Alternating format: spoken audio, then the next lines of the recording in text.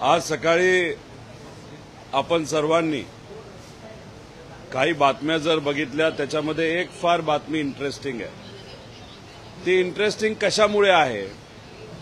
अधिवेशनामध्ये अनेक वेळा आम्ही सामान्य लोकांचे प्रश्न मांडतो आणि आम्हाला सरकारकडनं सहसा उत्तर मिळत नाही, पण जे कुठलं उत्तर मिळतं त्याच्यामध्ये असं सांगण्यात येतं, बघू करू, आम्ही बघतो बसतो, निर्णय घेण्यासाठी वेळ लागेल, जीआर काढण्यासाठी वेळ लागेल। पण काय हे सरकार नेत्यांसाठी फार सुपरफास्ट चालतं।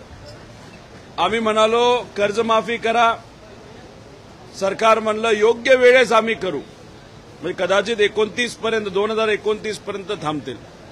काल शिक्षकांचा प्रश्न अतिशय महत्वाचा होता, वेळ लावण्याचा प्रयत्न सरकारकडनं केला जात होता, पण आंदोलनच इतकं आक्रमक झालं, सरकारला त्यासमोर तिथं झुकावं लागलं।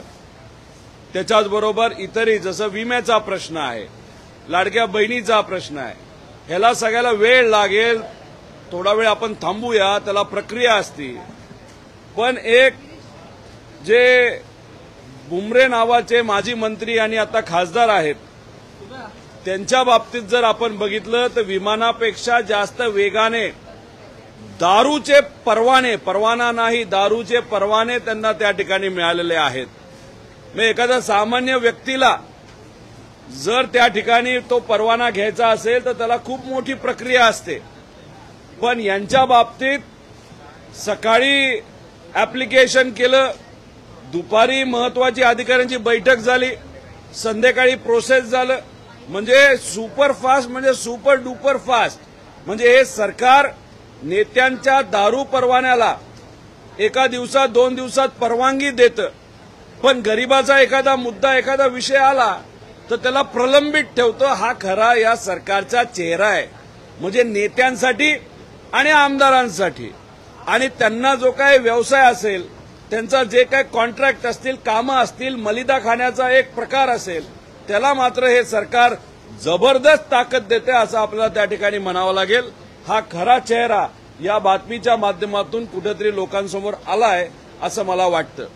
त्याच्याचबरोबर अजून एक बातमी आहे ज्याच्यामध्ये आपले आत्ताचे जे चव्हाण साहेब आहेत, भाजपचे नवीन प्रदेश अध्यक्ष या राज्याचे झालेले आहेत, त्यांनी काय सांगितलं काल की हा जो हिंदी सक्तीचा कायदा आहे, जो जीआर आहे, अधिवेशन सुखरूप नीट चालावं, शांततेत नीट चालावं म्हणून आम्ही तो आत्ता न आणता एका कमिटीकडे पाठवला आणि मग कमिटीचा निर्णय आल्यानंतर आम्ही त्या बाबतीत बघू। मग त्याचा अर्थ इथं त्यांना अडचण येऊ नये, तुम्ही मराठी मीडिया आणि सर्व मीडिया इथं असल्यामुळे इथं वातावरण जे गरम झालं असतं, त्यामुळे या सरकारचा नाव चेहरा हा कुठेतरी अडचणीत आला असता।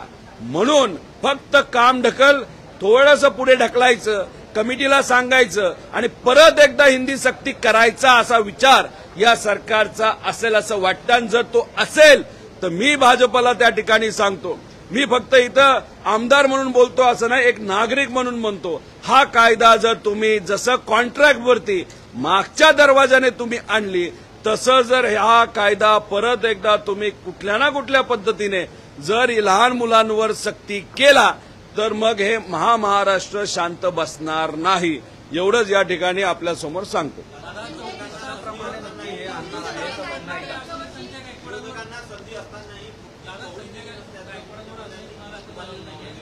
काय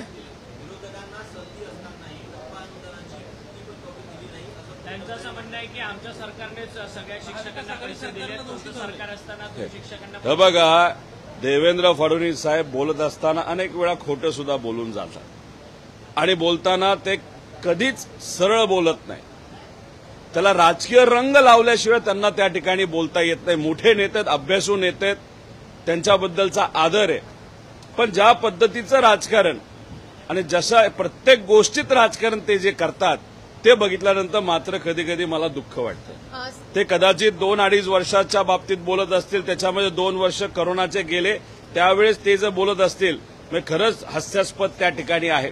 आता तुमच्याकडे तसं बघितलं तर 10-12 वर्ष झालं तुमच्याकडे सत्ता आहे, या 10-12 वर्षात तुम्ही त्या ठिकाणी काय केलं ते तुम्ही सांगा. आणि फुटी कॉडीबद्दल तुम्ही बोलता, ही कॉडी जी आहे, हा जो पैसा आहे हा सामान्य लोकांचा टॅक्सचा पैसा आहे.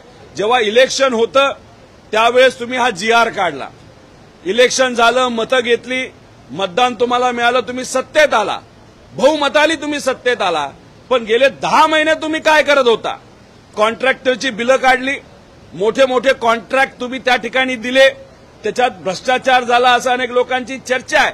म्हणजे कॉन्ट्रॅक्टरला द्यायला पैसा आहे, पण आमच्या या मराठी शिक्षकांना देण्यासाठी तुमच्याकडे पैसा नाही. मग या फुटी कोडी जी तुम्ही कॉन्ट्रॅक्टरला देत होता, तीच कोडी जर तुम्ही या शिक्षकांना गेल्या 10 महिन्यामध्ये दिलं असतं तर मग त्या ठिकाणी आंदोलन करण्याची वेळ आली असती का? काल तिथं मी फक्त पाठिंबा देण्यासाठी बसलो होतो. तिथं त्यांच्यात मिसळून त्यांच्यासाठी ते जर आंदोलन करत असतील तर त्यांच्याबरोबर राहून पाठिंबा देत तिथं मी राहिलो. आणि मी राहिलो म्हणून तुम्हाला राजकारण तिथं दिसत असेल, मग तुमच्या आमदारांना त्या ठिकाणी पाठवायला पाहिजे होतं. तुमचा जो नेता असेल, कुठलाही मंत्री असेल, तो पहिल्याच दिवशी सकाळी जर आला असता तर हा विषय राहिलाच नसता. पण ठीक आहे, मी तुमचे आभार व्यक्त करतो. तुम्ही त्या ठिकाणी तिथं जे काही जाहीर केलेलं आहे पण ते नक्कीच द्या अशी विनंती सुद्धा करतो. आणि काल त्यात अजून राजकारण होऊ नये म्हणून मी सर्व शिक्षकांना विनंती करून मी 2, 2:30, 3 वाजता तिथून निघून गेलो. कारण मला हे माहित होतं की जर मी तिथं अजून राहिलो असतो तर कदाचित मुद्दामून राजकारण आणत असताना तुम्ही त्यांना जे काही मदत देणार होता त्याला विलंब केला असता.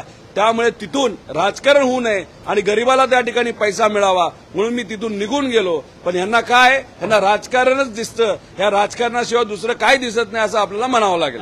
24 तासांपेक्षा जास्तीचा संजय गायकवाडांवर गुन्हा दाखल होणार नाहीत, कारण का ते सत्तेत आहेत.